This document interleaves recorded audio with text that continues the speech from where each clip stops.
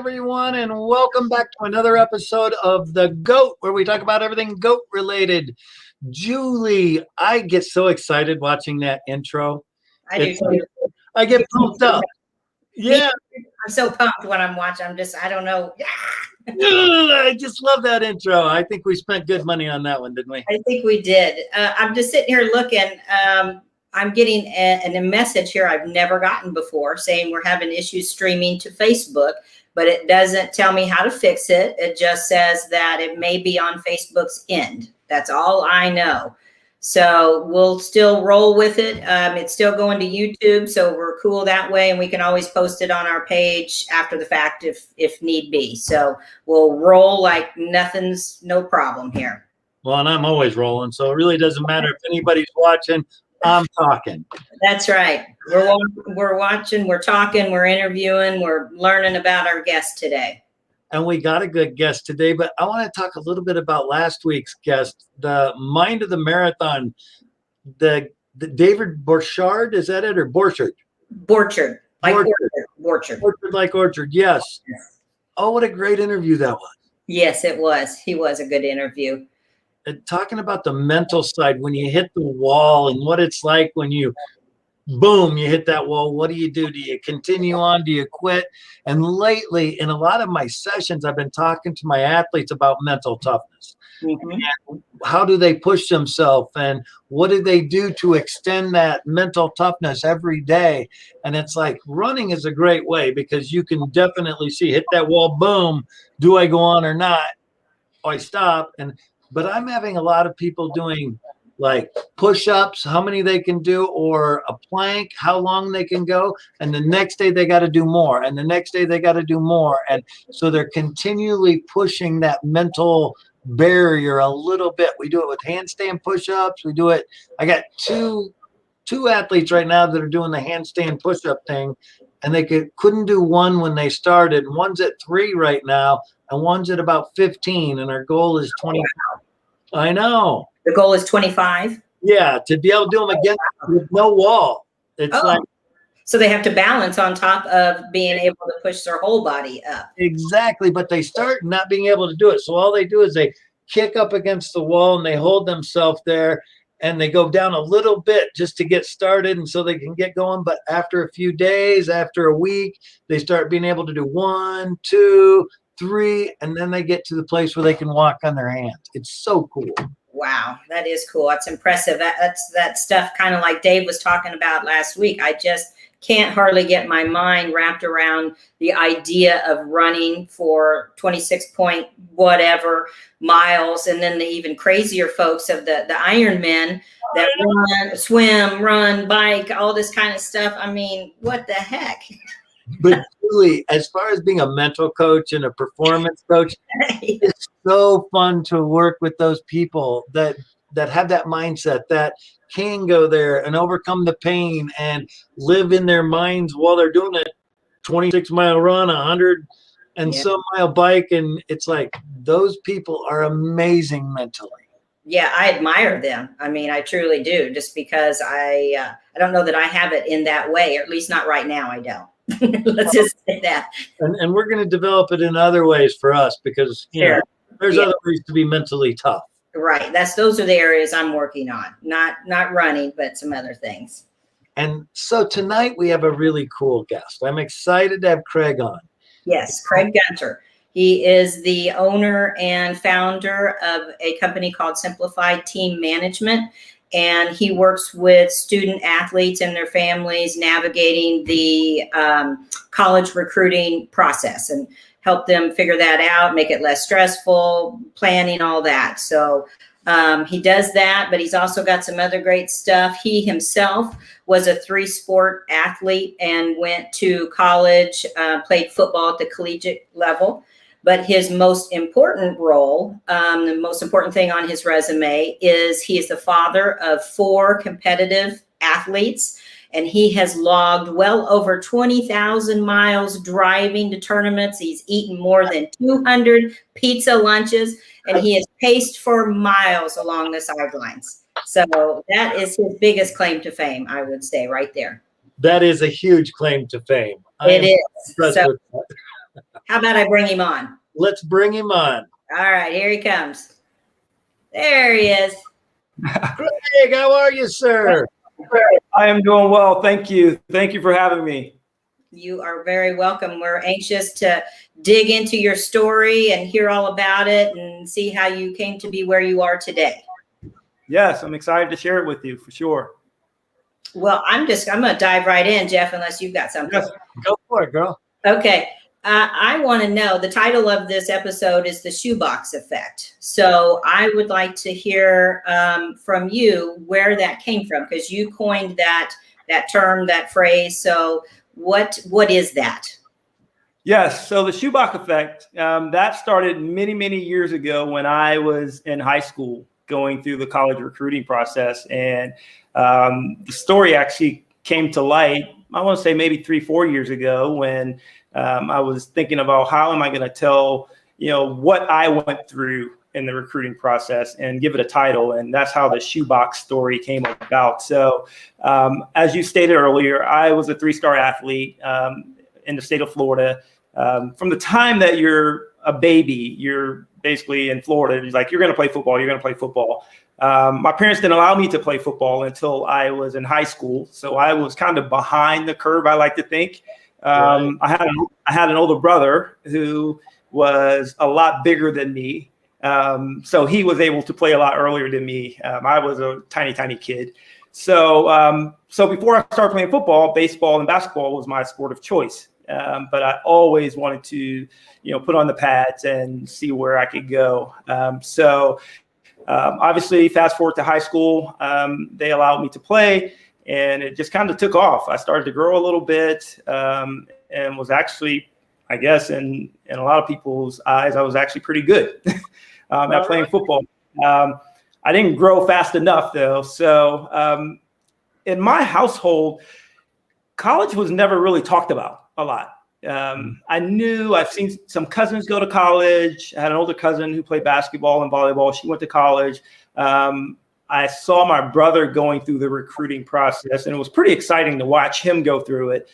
Just for the fact that, he was a big time athlete, football star, getting recruited by Florida, Alabama, Tennessee, all the big schools out there. So we would see all of these coaches come to our house, right, and they would sit on the couch and talk to my grandparents, my parents about getting my brother to go there. And then they would also come to school. So it was kind of exciting, but I really didn't know much about the process. Now, you would think that with all this happening, I would take notes or whatever, but as a 15-year-old kid, you're like, this is great. So my brother went off to college, got a scholarship to go play at Southern Illinois University. And then once he left, it all started, my process started, I want to say my junior year, but I didn't really know what was going on. My coaches would say something every now and then, but again, my parents never really talked about going to college. I knew I was going to go. I just didn't know if I was going to play football, basketball, or baseball. I learned real quick that it wasn't going to be baseball. I couldn't hit a curveball. So that eliminated that. Right. I was no good at basketball, really. So that eliminated that sport. So it was all about football at that point in time. So it was probably late in my junior year where I started to get letters in the mail from different schools, universities across the country. And the first set of letters that came in the mail were just your generic, we would be interested in you attending our university, just admissions, generic information. So after you open 10 to 15, 20, say 25 of those letters, they all say the same thing.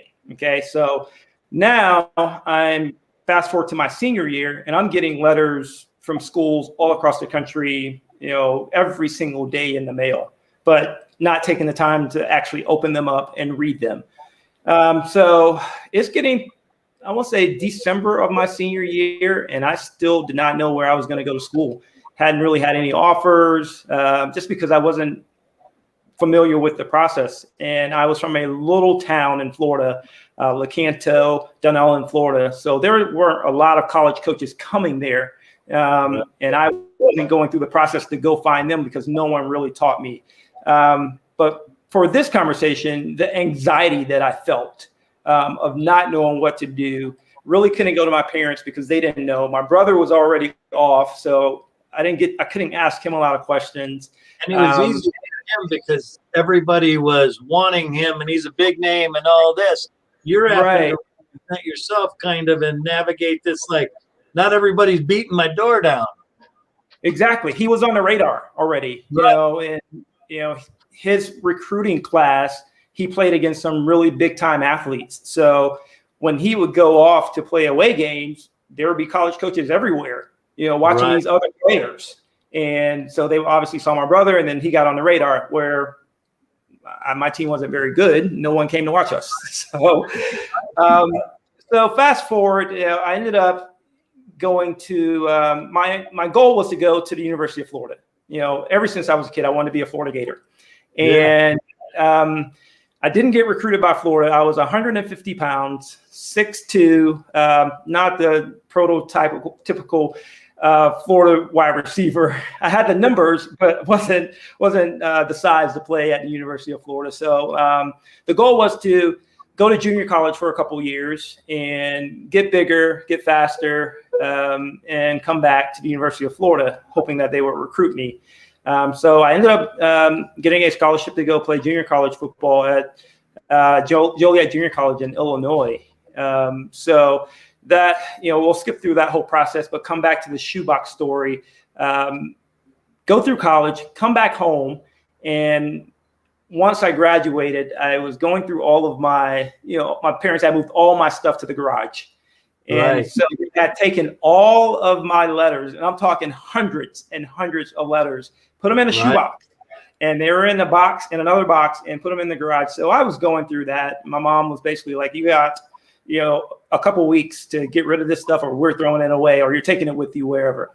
So I start to open these letters, and I was getting recruited by a lot of schools across the country that were interested. And, the verbiage was basically, we're interested in you joining our program. We want to learn a little bit more about you. And this was before texting and all of that. So, you didn't have cell phones either. I mean, cell phones were just coming out. So everything was done through the landline. So basically they were wanting to set up a call. What's a good time that we can call you? Give us a call at this number and we can go through the process.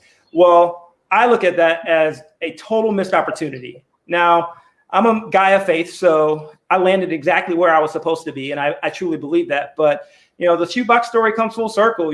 There was a ton of opportunities sitting in that shoebox, and I truly believe that there are a lot of kids today who do not understand the recruiting process, and they get just overwhelmed with the amount of letters and communications that they're getting from schools, and they may not put it in a shoebox, but they may put it somewhere. And it's just, so that's kind of how the shoebox story came about. I love it. And is that the basis for the company today, is started from the shoebox theory? A part of it, yes. I did not want kids to go through what I went through. And I think that I truly believe, and we believe at Simplified Team Management, that if a kid wants to play at the next level in college, he or she can play there. There's a place for them. You just have to go through the process and find that spot for you. So that a part of that played into the role of how Simplified Team Management came about. So along with that, you've got 4 kids that you've kind of guided on this process, your own children, right? Well, I have 4 kids. Only one of them have went through the process yet. The other 3 are still fairly young. Okay. All right. We just completed the oldest, who's 18. She will be leaving to go attend the University of Marshall to play soccer here in this fall. So, or end of this month, actually. So she went through the entire process. It was a good 3 to 4 year process with her. Really?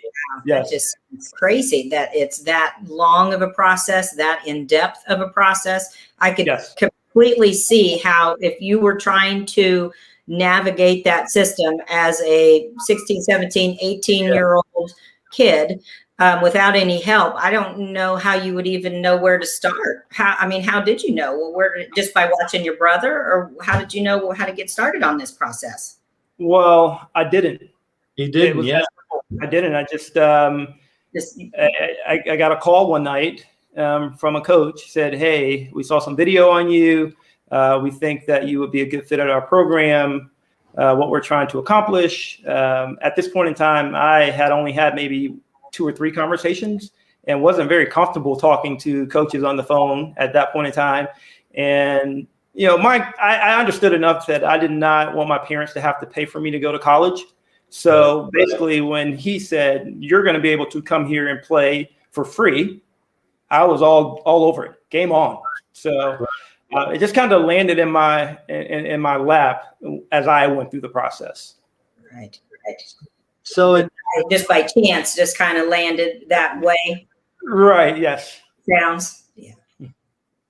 Well, and part of that, you know, for you, it's a different world. It's a totally different world as far as so competitive to get those. Like, you can't wait for coaches unless you're a big name. You got wonderful things happening to you. If you're not getting yourself out there, you're not going to be eligible to play. Right. You know, we talk to student athletes all the time.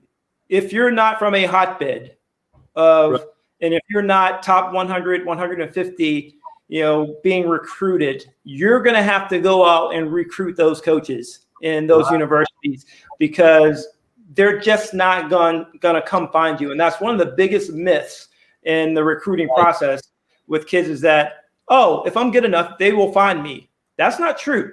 We're in the Midwest. There's not a lot of coaches coming here. Now, statistics will tell you that, you know, 62%, 65% of kids only want to go 2.5 to 3 hours away from home. So you get your Creightons, your Nebraskas, your KU, MUs. They come here to recruit, but not every kid is that caliber of an athlete. Right. So you have to market yourself. And with today's social media, it's very easy if you understand the process. You have to give the coaches a reason to come here to see you. Sure. That's 100% right. Brand yourself and Right. portfolio, so to speak. Correct. And is that part of what you help them with, is putting together their portfolio? So we like to say we do a lot of different things when it comes to the recruiting process. Our entire goal is, again, if you're a 5-star athlete, playing on the top team of your club, we will help you. We want to help you if you need help through the process, but you're getting the exposure. We're really concerned about those kids that, let's say, they've been playing soccer, basketball, volleyball, whatever it has been for 10 years. And in the back of their mind, they would love to have an opportunity to play at the next level. But there are so many kids that don't get that opportunity or take advantage of that opportunity because no one's ever helped them through the process. They think, well, Sally, who played on the top team, or John, who's on the top team, they're getting recruited. No one's going to recruit me. Well, that's where Simplified Team Management comes in. We want to give you the opportunity to help you get exposure. We want to be an advocate for you, walk you and your mom and dad through that process. So it's a very complex road. I know. When you go through that process, is just for the fact that alone, the NCAA, NAIA, changing rules all the time. All the time. Yeah. It's like, keep it alone, and who the connections are all part. Who do you contact at what school and which? Right. And every sport's different. Every different, right? That's very too, I would think, so it's just like putting yourself out there in the job market. You need to make yourself look marketable, so to speak, and give them a reason as to why they would want you at their school. You have to be able to portray that in some way. Right. And understand that you're not the only kid that wants to go there. So if you're a coach, those coaches now, especially after COVID, now that we're post-COVID, coaches are getting 200 to 300 emails a day. Yeah. They don't have time to go through all those emails and look at video. So you got to basically go out and brand yourself. Be different. Make sure you're still sending those emails. So if they see your name 10 times, oh, maybe I should take a look at this video. Hey, now you have an opportunity. That's an opportunity created. And those are the types of things that we try and help families with as they go through the process. But first and foremost is helping them understand that it is a 3 to 4 year, sometimes 5-year process. And One of the biggest mistakes that parents make is that they sit on the sideline in the bleachers and talk about all the things that they're going to do to help their kid. And, we reach out to them when they're freshmen and they're like, oh, we got it under control. And then they're a junior and they're like, oh my goodness. And now the parents start to do anxiety, and it's not too late, but it is kind of scary at that point. I see that. Yeah. Yeah. An early start is a smart start is what I say. Right. What do you do exactly? Do you just coach them through the process, or do you give them an outline? You need to do this, this, and this. What's your process? So our process at Simplified Team Management, again, we truly believe that if you want to play at the next level, there's a way for you to get there. And we think that every athlete should have that opportunity. So a lot of the information that you see from Simplified Team Management is just us putting information out there, just creating value. Here are the steps that you need to take. This is what you should be doing your junior year. This is what you should have been doing your sophomore year.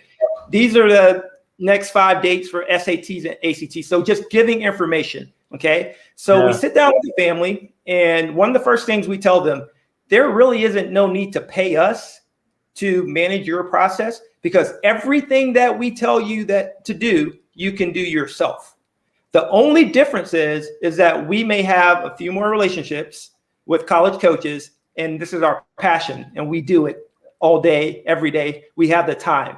So, but you can lean on us and we will walk you through the process. Now, some families take that option.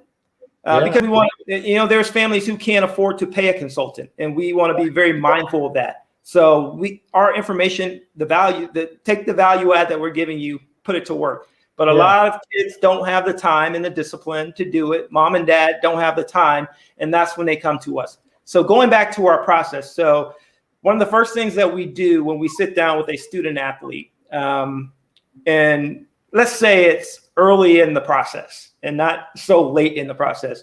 We want to get a fair evaluation on them, because that's a big mistake that a lot of kids, not every kid's going to play Division I.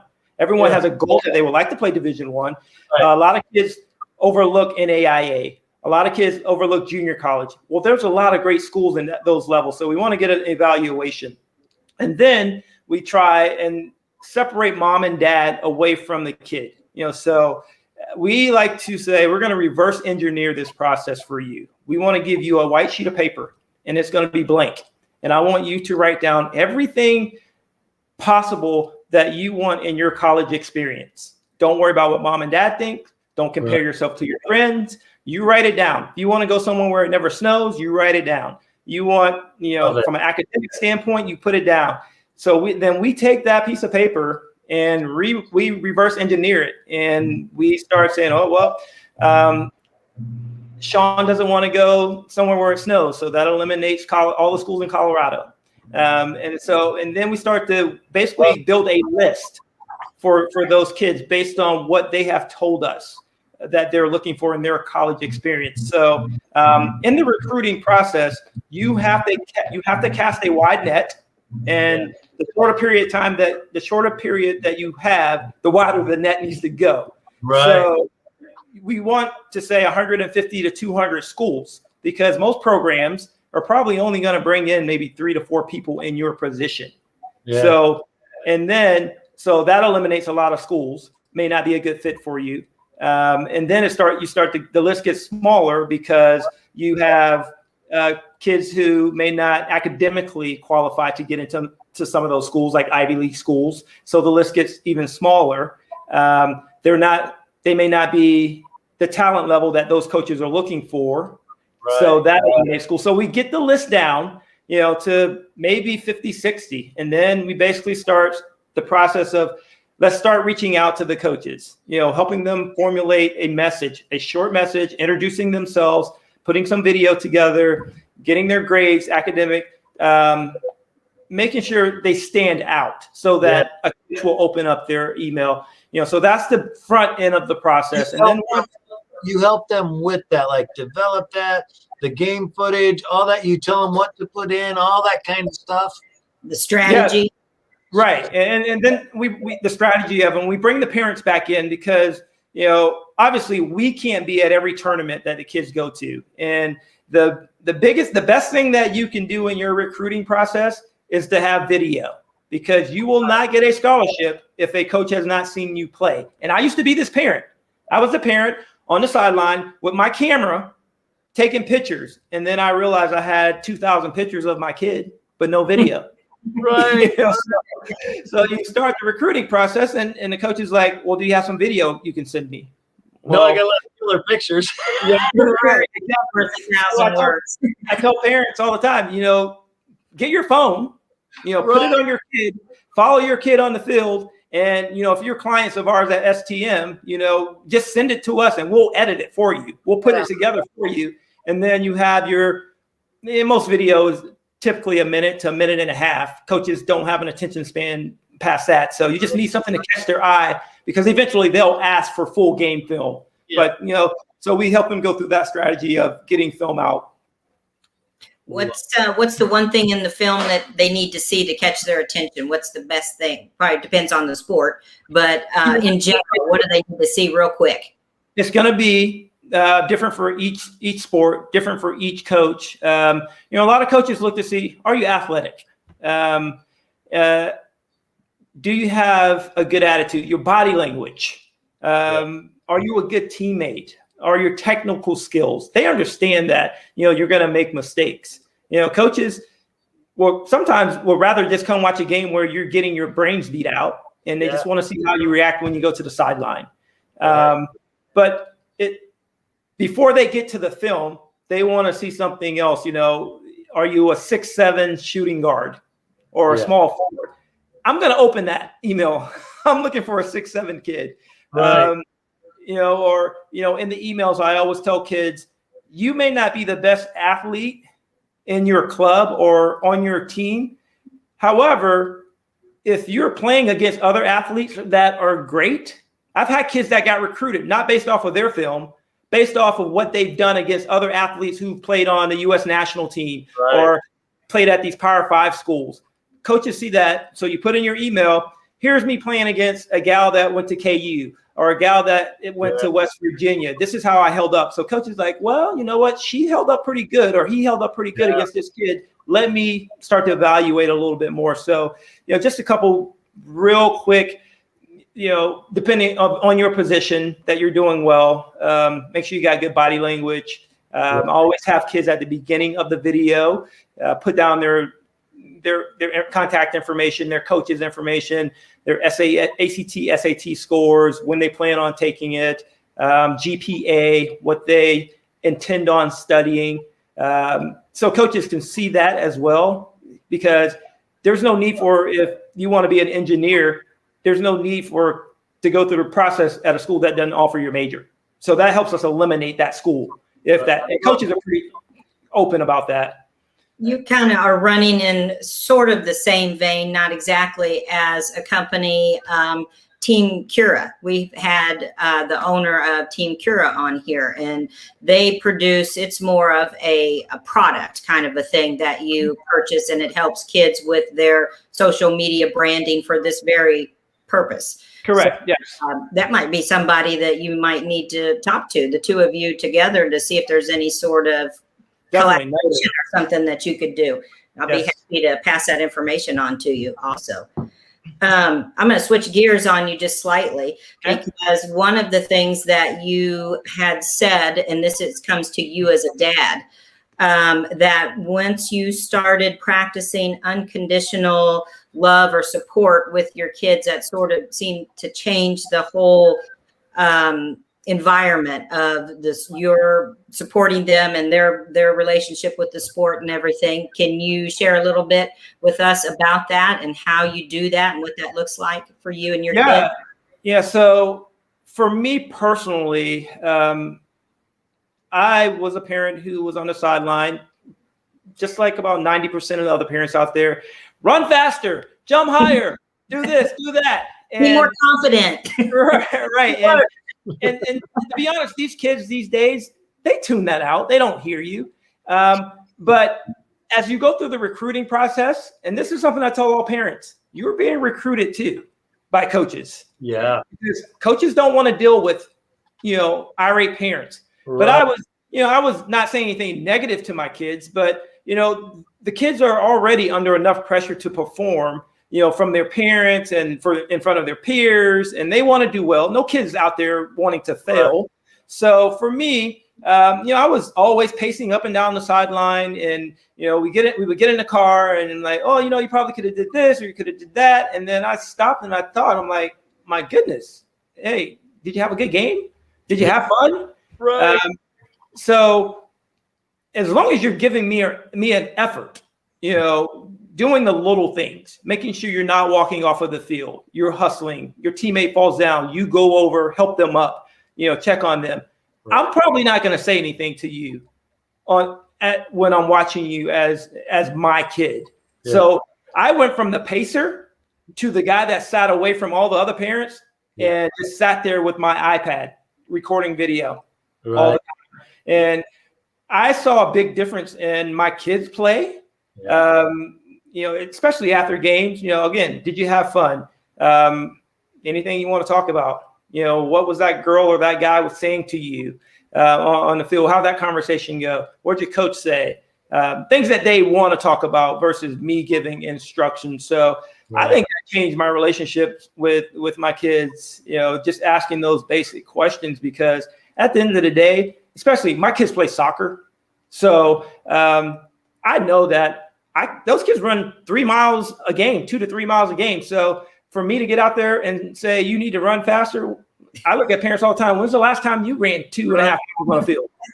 Hey, slow down a little bit. So that changed, I think, again, changed the relationship, and basically I'm going to love you regardless of the mistakes that you made. So you made a mistake, you scored a goal. To me, it's the same. You had fun. Craig, that's awesome. You're speaking our language. You're speaking our language. Probably the number one job I have with athletes and their parents is helping the athletes help the parents understand what you just said.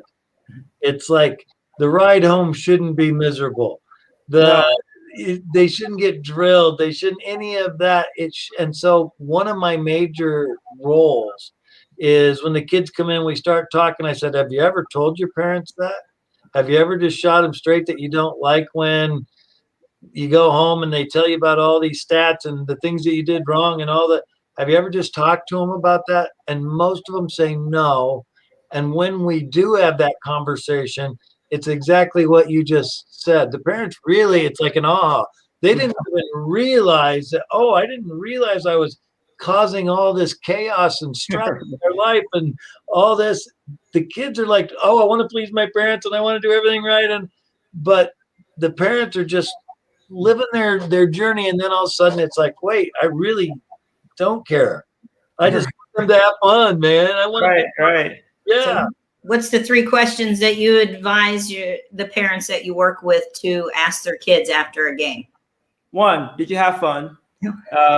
So did you learn something? I think that's, and what do you think you can get better at? Ooh, and those are all questions that they will talk to you forever. Mm-hmm. I would like to get better shooting my free throws, because no kid goes to the free throw line wanting to miss a free throw. Right. But what you find when you ask kids, when they say, well, I would like to be able to calm my nerves when I'm at the free throw line and tune out all the crowd and just relax and shoot the free throw, because I know I can make it, but it's everything else that's happening around me. Exactly. So, so I think those are the things, parents should be asking. Yes. And that's brilliant, Craig, because that's right on. It's you're opening them up to looking at themselves and not feeling criticized or critiqued or that I did something wrong. It's, hey, how do you feel like you did? Did you have fun? Talk to us. What do you think you did right? What do you think you want to improve on? Those are perfect. We just need that to happen massively. Right, exactly. I agree 100%. Well, we're doing our part. Yeah, well, I think we're all working together as a team for sure. Right. It sounds like we have the same philosophy, which is good. We really do. And, I'm looking forward to using you, Craig, now that I hear how you run your program. Yes. I have a lot of athletes that are in this boat that I work with. They want to play. They don't think they're good enough. They're scared that it's like they've got all these worries and stresses, and they're not reaching out to the colleges because they don't think they're good enough. And I think they just need a dose of, if you want to play in college, we can find you a place to play. The way you have said that like 2 or 3 times would be such a relief for a lot of my athletes. Right. Yeah. I think if you're gonna go through the process, there's a couple things that's going to happen.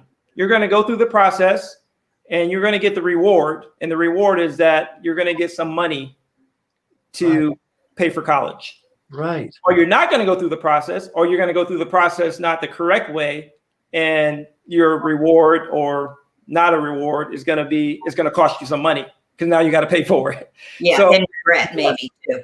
Right. And we like to say, whatever the amount of time you want to invest or dollar amount you want to invest, if it's going to cost you $100,000 to go to school, our goal is to get that $100,000 as close to zero as possible. Yes.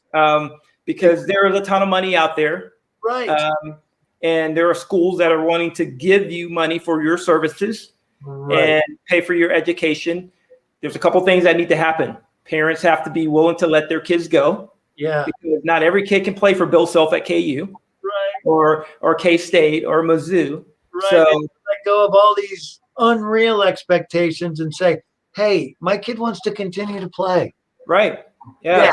And I like the list that you talked about earlier, to have them sit down and write with a blank piece of paper if they want to be in the snow, or those kinds of things. I think was really cool to hear too. Yeah, it's just a process of them basically reverse engineering it and narrowing it down and finding the right fit for them. Because I will tell you that, and there's a lot of kids, before I say this, I'll preface it, there's a lot of kids that are in what we call the transfer portal, meaning that they are looking for a new school. And I believe that a portion of those kids are looking for a new school because they didn't go through the proper steps to find the right fit for them. Now, they didn't go to that school saying this is the wrong fit for me, but it could be they were really, really good in the small town that they were at. But when they got to college, they didn't really understand that everybody's good. Right. And so you're not getting playing time, or you're homesick, and just little things like that. You are so right on. You're talking like all the kids that I'm working with, especially after COVID. The COVID change, you can transfer schools, you don't get punished, you don't lose a year, all these different rules. It's confusing for these kids, and they are switching schools. I've got 3 or 4 of them right now that have went from a big school to a smaller school because they want more playing time. Exactly. Yeah. And that's a great point. So it makes me feel overwhelmed listening to it from a parent perspective. If I were to have to try to help my child through that process, it sounds like it is so, it's time consuming, extremely time consuming. It is time consuming. And there's a timeline as well that you have to do things. Like if you're a basketball player, for say right now, the month of July is a very important month for you.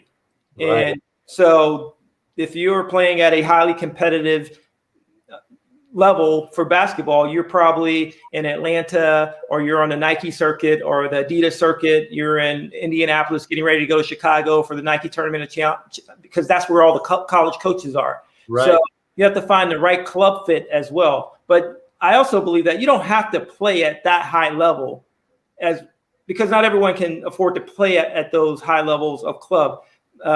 But what's important is that you're getting exposure, and there's other ways to get exposure, going to camps. So we spend a lot of time helping families identify the camps that they should be going to, because there's a lot of camps that are money grabs, is what we call. So they send mass emails out, and you would say, oh, my kid's getting recruited by Alabama. Well, no, they want 400 people at their camp at $295 a pop. You're 100% right. I see that all the time, Greg. And And it's like, and it's a lot of sports that are, it's hard to, like, once you get to know football or baseball, I kind of got the mindset of how those work.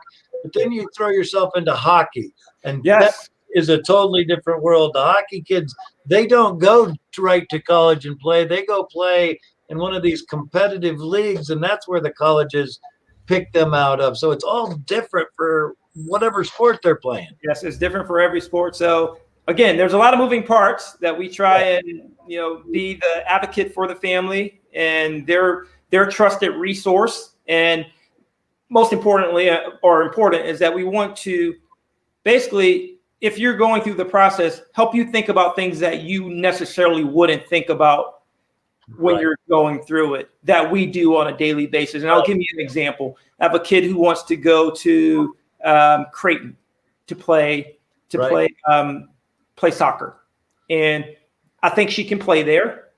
However, she wants to study pre-med.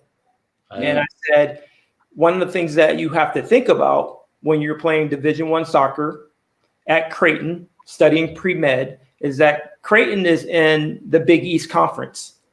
So their travel schedule is out east. Right.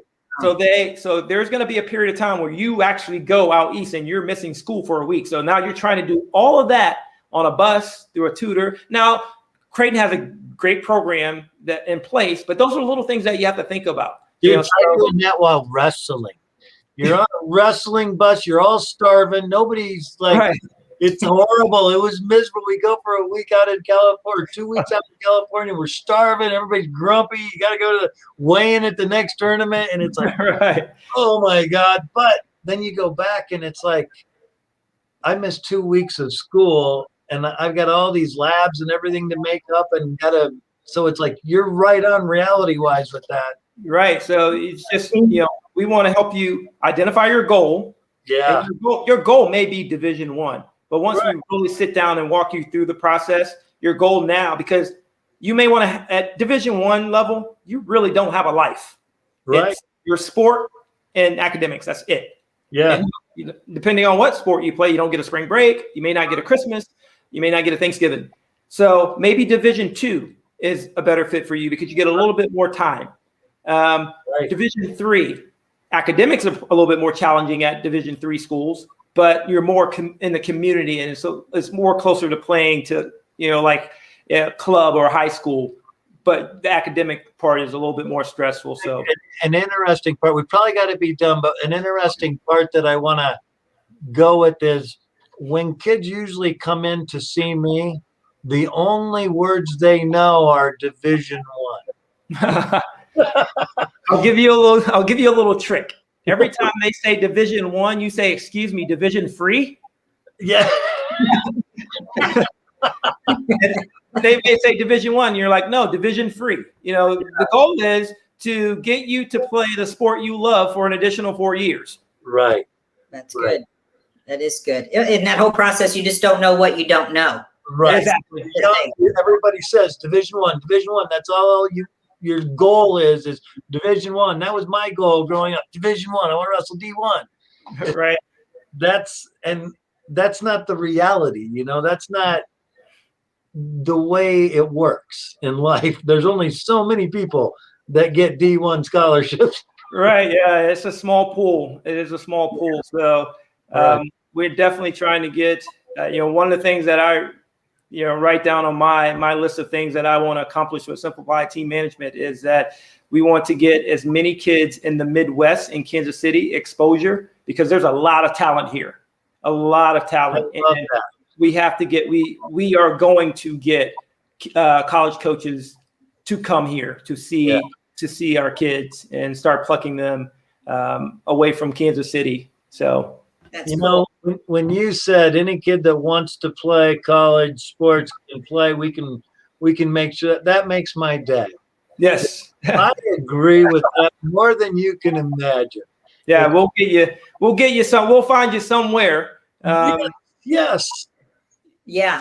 And then you have to we'll get you the exposure. Now, I tell parents, we can't guarantee scholarships. Right. The only person that can give you a scholarship is that college coach, but we'll get you exposure. And then someone out there's enough schools out there on all the levels, NAIA, junior college, which get overlooked all the time, Division 1, 2, and 3, someone will give you some money for your athletic services. And on top of that, if you do what you're supposed to do in the classroom, academics, that money is going to be there for 4 years.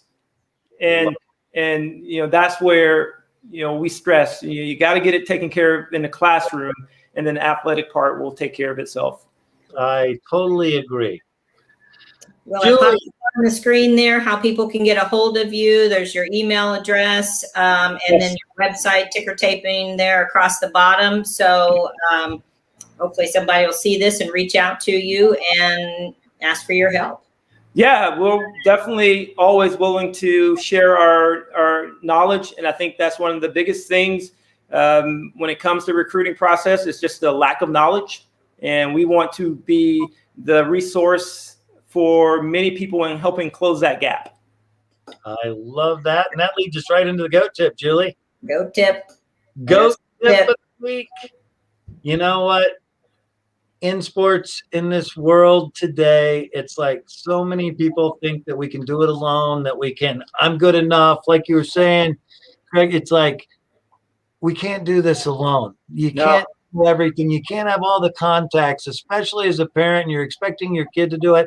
They don't know what to do. So this isn't a thing the way it used to be. I'm good. They contact me and say, hey, Jeff, you want to come wrestle there? It's like, that's the way it used to be. It's not like that anymore. All right. Parents can definitely play their part in it, because there comes a time in the process where the parents have to get on with the coaches and they, help their kids negotiate scholarship dollars and things of that sort. And so you have, whether it's Simplified Team Management or any other consulting firm out there, there's 3 parts to this: the consulting company, the student athlete, and the parent. And then you add in the coaches that help too. So you don't have to go at it alone. Right. But the team aspect of it, because I like the best analogy I can give. Going through this process is like playing a game of football. You're driving down the field and you're at the 10-yard line, and then your offensive lineman gets called for holding. And now you got to go back 10 yards. And I equate that to you're talking to a coach, and then they found someone better than you. Now you got to start the process over again. Right. So you need parents and people like yourself to help student athletes stay mentally tough through this process, because the reward at the end is beyond great. Right. I love that. And I want to thank you so much for being on the show. Yes. So much appreciate your wisdom. I learned a lot, and I've been in this field for a long time, and I learned a lot. So thank you so much. Thank you. Thank you. And Julie, any homework we got to take care of? We've got a little bit of housekeeping that we need to go over. First thing is you are on vacation, in case you didn't know, next week. So we will not have a live show, but we will play one of our greatest hits. I'm not sure which one that will be. I'll look through and kind of decide if we'll be playing one of those next week. The other thing that we have going on, we have our flash sale of our T-shirts. Oh, yeah. These sweat activated T-shirts. So the top part that you see there, that's how it looks. Oh, it went away. Here's another one. Somebody working out. And then when you start sweating, then that I own my, what, shows up down there at the bottom. So we have awesome. Isn't that cool? That is awesome. Let me, oops, I forgot to pop on here it is. That's how you would order one of these shirts. So between July 4th and July 18th, we've got a flash sale going on. You can go to that website right there and order yours. The other thing that we're doing sort of in conjunction with that is an Own Your Shit challenge, where it would be great if you had the T-shirt on and you filmed yourself talking about a story where you've overcome a major obstacle wearing your T-shirt. And we'd like to showcase that on our social media platforms. And you can tag Triumph Performance Institute or use the hashtag TPI Tough. So we've got that going on. We have a parent workshop. It was scheduled for August 4th. We're having to postpone it due to some logistical things, but we will be rescheduling it soon, probably end of August, maybe the first part of September. And we are working with parents on active listening. So some of the kind of the things that we were talking about. And last, oh no, actually we got two more things. We also have a parent product that is coming that helps parents with their student athlete, the active listening piece and some other things. So be more announcements about that coming as to when it will be on sale.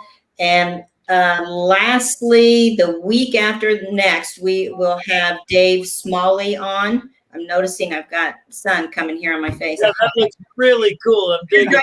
Mustache. You look like a lion or a leopard or something. I'm like, wow, that's so cool. How'd she work that? Sun coming through the window now. Last but not least, Dave Smalley. He is the host of Sports Connection with David Smalley. He's an author and a journalist. So he will be on the week after next. So there's all that. I love Dave. Yeah, I've not met him yet, so I'm looking forward to it. I'll be conversing with him here soon in regards to that. So, but that's it. That's all I got. Way to go, Julie. Yes. And thank everybody. And thank you, Craig, again for your participation and your wisdom. And we would love to stay in contact with you. Sure. For sure. See what we can do to support your effort because I love your mission, dude. Thank you. Awesome. Your mission and your message too. Very good. You bet. All See you right. next week, everybody. Bye.